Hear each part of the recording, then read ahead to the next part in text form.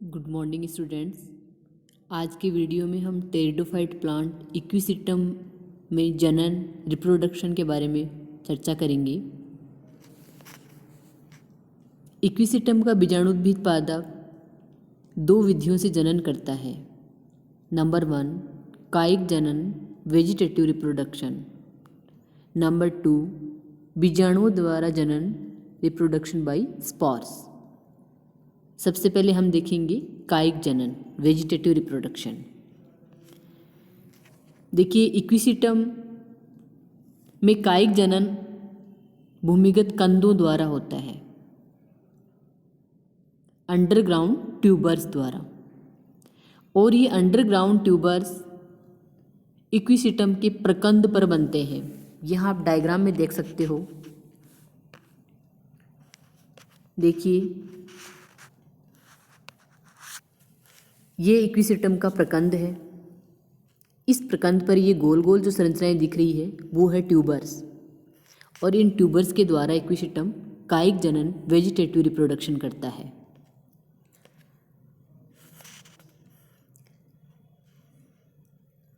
इक्विसिस्टम की अलग अलग जातियों में कंदों का आकार अलग अलग होता है। जैसे इक्विसिस्टम टेलमेशिया में कंद नाशपाती के आकार के होते हैं, और इक्विसिस्टम आर्वेंस नामक जाति में कंद अंडाकार होते हैं। कंद या ट्यूबर्स का मध्य भाग स्टार्च से भरी हुई पेरेनकाइमेटा सेल्स का बना होता है, जिनके चारों ओर 2 से 3 स्तर दृढ़ोत्की कोशिकाएं स्क्लेरेनकाइमेटस कोशिकाओं का बना हुआ एक आवरण पाया जाता है। एक बार फिर से रिपीट करती हूँ ट्यूबर्स की स्ट्रक्चर को। ट्यूबर्स जो होते हैं उनका मध्य भाग स्टार्च से भरी हुई पेरेनकाइमेटा सेल्स का बना होता है, और इन पेरेनकाइमेटा सेल्स के चारों ओर 2 से 3 स्तर दृढ़ोत्की कोशिकाओं का एक आवरण पाया जाता है। ये ट्यूबर्स जब अपने मातृपादप से अलग हो जाते हैं तो ये अंकुरित होकर नए बीजाणुद्भिद इक्विसिस्टम पादप को जन्म देते हैं। रिप्रोडक्शन की दूसरी विधि है बीजाणुओं द्वारा जनन रिप्रोडक्शन बाय स्पॉर्स। देखिए जैसे कि आप सभी जानते हो इक्विसिस्टम का बीजाणुद्भिद पादप बीजाणुओं द्वारा जनन करता है। इक्विसिस्टम एक समबीजाण्विक होमोस्पोरस जेनेरा होता है। जैसा कि नाम से स्पष्ट है, समबीजाण्विक अर्थात इनमें बनने वाले सभी बीजाणु एक ही परिमाप के होते हैं। बीजाणु जो है वो बीजाणुधानियों में बनते हैं, और ये बीजाणुधानियाँ बीजाणुधानी धर पर स्थित होती है। अर्थात स्पोर जो है वो स्पोरेंजिया में बनते हैं, और स्पोरेंजिया स्पोरेंजियोफोर में स्थित होती है। बीजाणुधानी धर या स्पोरेंजियोफोर मिलकर शंकु या स्ट्रोबिलस का निर्माण करते हैं। यहाँ पे आप डायग्राम में देखिए, ये है स्ट्रोबिलस। स्ट्रोबिलस वास्तव में किससे बनता है? अनेक बीजाणुधानी धर मिलकर शंकु या स्ट्रोबिलस का निर्माण करते हैं। नेक्स्ट हम देखेंगे शंकु या स्ट्रोबिलस की स्थिति और संरचना, position and structure of cone और स्ट्रोबिलस। देखिए इक्विसिस्टम की अधिकांश जातियों में स्ट्रोबिलस या शंकु सामान्यतया हरे एवं शाखित वायवीय पर्णों के शीर्ष पर स्थित होते हैं।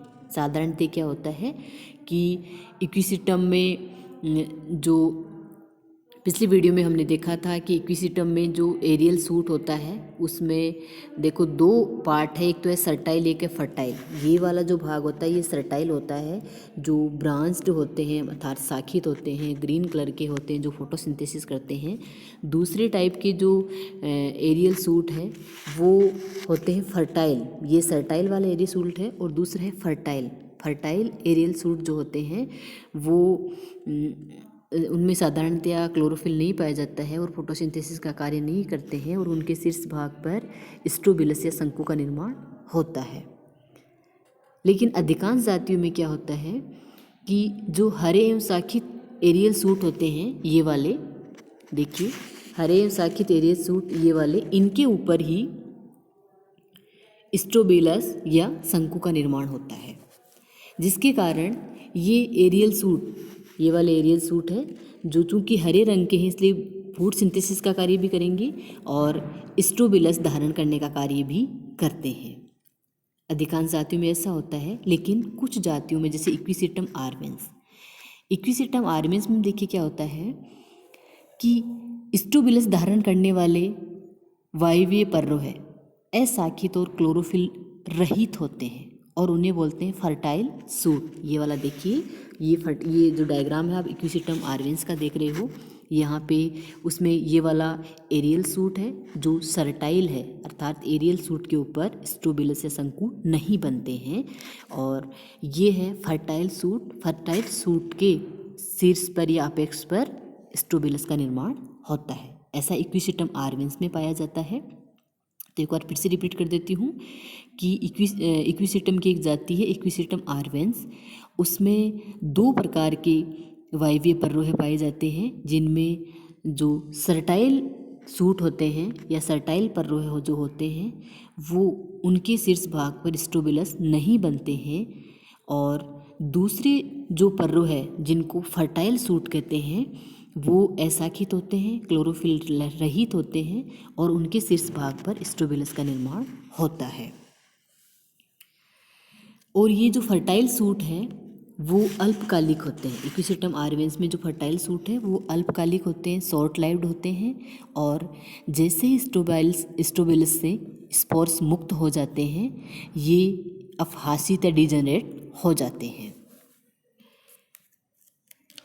नेक्स्ट देखिए, प्रत्येक स्ट्रोबिलस में एक केंद्रीय स्थूल एक्सिस होता है। आप डायग्राम दिखाऊंगी मैं आपको, जिसमें ये वाला डायग्राम देखिए, जिसमें देखिए कि अपन यदि स्ट्रोबिलस की स्ट्रक्चर देखें तो ये डी में जो डायग्राम है वो है स्ट्रोबिलस का अनुदैर्ध्य काट, लॉन्गिट्यूडिनल सेक्शन है, और सी वाला डायग्राम है स्ट्रोबिलस या शंकु का अनुप्रस्थ काट। ए वाले डायग्राम में आप देखिए कि ये एक फर्टाइल सूट है या फर्टाइल ब्रांच है, जिसमें ये इंटरनोड है, ये नोड है, और इसके ऊपर ये स्ट्रोबिलस या शंकु स्थित है। ये बी में जो डायग्राम दिखाया हुआ है वो एक बीजाणुधानीधर का दिखाया हुआ है। बी वाला जो डायग्राम आप देखिए वो एक बीजाणुधानीधर का डायग्राम है, जिसमें ये देखिए पूरा एक बीजाणुधानीधर है, और इस बीजाणुधानीधर के ऊपर ये वाला ये इसका वृंत वाला भाग है बीजाणुधानीधर का, और ये इसके ऊपर बीजाणुधानियाँ लगी हुई है। तो सबसे पहले हम जो स्ट्रोबिलस या शंकु है उसकी स्ट्रक्चर देखते हैं। देखिए, प्रत्येक स्ट्रोबिलस में केंद्रीय स्थूल एक्सिस होता है। देखिए यहाँ पे डी में जो डायग्राम है, सी और डी वाले डायग्राम पे आप गौर कीजिए कि सी वाला डायग्राम है वो तो है शंकु का या स्ट्रोबिलस का अनुप्रस्थ काट, और डी है स्ट्रोबिलस का अनुदैर्ध्य काट। तो प्रत्येक शंकु या स्ट्रोबिलस के केंद्रीय भाग में एक स्ट्रोबिलस एक्सिस, देखो यहाँ पे ये वाला भाग एक्सिस है और इसमें ये वाला भाग है एक्सिस। इस एक्सिस पर अनेक बीजाणुधानीधर स्पोरेंजियोफोर उत्तरोत्तर एकांतर क्रम में लगे हुए रहते हैं। डायग्राम में आप देखिए डी में कि स्पोरेंजियोफोर लगे हुए हैं। देखो ये स्पोरेंजियोफोर है, ये इधर स्पोरेंजियोफोर है, फिर ये स्पोरेंजियोफोर है, ये स्पोरेंजियोफोर है। इस प्रकार यहाँ पे क्या होता है, एकांतर क्रम में दोनों ओर स्पोरेंजियोफोर या बीजाणुधानीधर लगे हुए रहते हैं। अब यदि अपन देखें एक बीजाणुधानीधर या स्पोरेंजियोफोर की स्ट्रक्चर, तो प्रत्येक बीजाणुधानीधर एक सवृंत संरचना होती है। बी वाला डायग्राम देखिए, एक स्पोरेंजियोफोर या बीजाणुधानीधर का डायग्राम है। तो प्रत्येक बीजाणुधानीधर एक सवृंत संरचना है। ये वाला भाग है वो बीजाणुधानीधर का वृंत है, और बीजाणुधानीधर का जो दूरस्थ छोर डिस्टल एंड होता है वो चपटा होकर एक षटकोणीय छत्रिकाकार डिस्क बनाता है। ये देखिए एक षटकोणीय छत्रिकाकार डिस्क है, और इस छत्रिकाकार डिस्क की निचली सतह पर अनेक लंबी और थैलीनुमा बीजाणुधानियाँ पाई जाती है। ये देखो लंबी और थैलीनुमा आपको दिखाई दे रही स्ट्रक्चर, वो वास्तव में बीजाणुधानियाँ है। और इन बीजाणुधानियों की संख्या 5 से लेकर 10 तक हो सकती है। एक बार फिर से रिपीट कर देती हूँ कि वास्तव में बीजाणुधानी धर है वो मिलकर एक शंकु या स्ट्रोबिलस का निर्माण करते हैं। और अगर अपन एक बीजाणुधानी धर की या स्पोरेंजियोफोर की स्ट्रक्चर देखें तो प्रत्येक स्पोरेंजियोफोर में एक वृंत पाया जाता है और एक छत्रिकाकार डिस्क पाई जाती है। इस छत्रिकाकार डिस्क की निचली सतह पर अनेक थैलीनुमा बीजाणुधानियाँ या स्पोरेंजिया लगी हुई रहती है। और एक बीजाणुधानी धर पर स्पोरेंजिया की संख्या लगभग 5 से लेकर 10 तक होती है। अब देखिए बीजाणुधानी धर का जो वृंत भाग है वो शंकु अक्ष पर समकोण में संलग्न होता है। बीजाणुधानी धर का जो ये वृंत वाला भाग है वो शंकु अक्ष पर जब लगता है तो वो समकोण के ऊपर लगा हुआ रहता है। एक चीज़ में अपन देखेंगे, एक है वलयिका जिसको बोलते हैं एन्युलस। देखिए प्रत्येक स्ट्रोबिलस या शंकु के आधार पर सल्क पर्णों का एक समूह पाया जाता है और सल्क पर्णों के समूह को वलयिका या एन्युलस कहते हैं। यहाँ देखिए एन्युलस, ये पूरा एक स्ट्रोबिलस बना हुआ है। स्ट्रोबिलस का जो आधारीय भाग है उस आधारीय भाग पर सल्क पर्णों का एक वलय बना हुआ है। इस सल्क पर्णों के वलय को ही वलयिका या एन्युलस कहा जाता है। ये एन्युलस एक रक्षात्मक आवरण का कार्य करता है। कुछ बोटेनिस्ट इन सल्क पर्णों को स्पोरेंजियोफोरिक या बीजाणुधानी धर प्रकृति की मानते हैं, क्योंकि इक्विसेटम की कुछ जातियों जैसे इक्विसेटम क्रिप्टोफोरा में एन्युलस पर छोटी बीजाणुधानियाँ उपस्थित होती है। एन्युलस क्या बताया मैंने कि प्रत्येक जो शंकु या स्ट्रोबिलस होता है उस शंकु या स्ट्रोबिलस के आधार भाग पर सल्क पर्णों का एक समूह या वलय पाया जाता है। इस वलय को ही वलयिका या एन्युलस कहा जाता है और वास्तव में ये एक रक्षात्मक आवरण का कार्य करता है। कुछ बोटेनिस्ट इस एन्युलस को बीजाणुधानी धर प्रकृति यानी स्पोरेंजियोफोरिक नेचर की ही मानते हैं, क्योंकि इक्विसेटम की कुछ जातियों जैसे इक्विसेटम क्रिप्टोफोरा में एन्युलस के ऊपर छोटी छोटी बीजाणुधानियाँ उपस्थित होती है। चूँकि बीजाणुधानी धर के ऊपर उपस्थित होती है और यदि एन्युलस के ऊपर बीजाणुधानियाँ उपस्थित है तो बोटेनिस्ट इसको स्पोरेंजियोफोरिक या बीजाणुधानी धर प्रकृति का ही मानते हैं। Thank you.